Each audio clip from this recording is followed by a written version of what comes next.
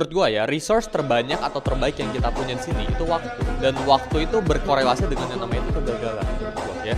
Jadi kita itu menurut gua ya, misalnya gua sekarang umur 19 ya, gua nggak apa-apa kalau gua gagal 6 tahun ke depan karena gua itu punya head start selama ya itu waktu ya. Waktu gue itu baik banget. Ya resource time gue itu sangat banyak ya. Nggak kayak orang-orang yang udah umur 30, umur 40 ya. Mereka itu udah nggak boleh gagal.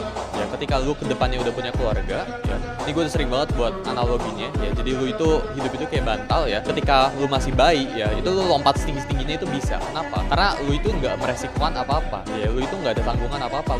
Kita itu masih dalam, ya mungkin teman-teman yang nonton ya, itu masih dalam tanggungan yang namanya itu orang tua. Tapi ketika lu udah berkeluarga, misalnya lu punya cicilan, itu bantal lu bakal makin mengempes ya. Jadi awalnya tebel, saya ini jadi kempes ya. Dan ketika kempes ini lu nggak bisa lompat setinggi-tingginya, lu nggak bisa ambil resiko setinggi-tingginya. Karena apa? Karena ya lu udah ada tanggungan, ya lu udah ada besok harus cicilan apa, lu harus biayain keluarga lu dan sebagainya. Jadi menurut gua advantage satu-satunya yang kita punya ya, biar bisa sukses 10 kali lipat lebih cepat itu waktu. Dan ketika teman-teman ini punya banyak waktu, teman-teman ini bisa gagal sebaik-banyaknya ya.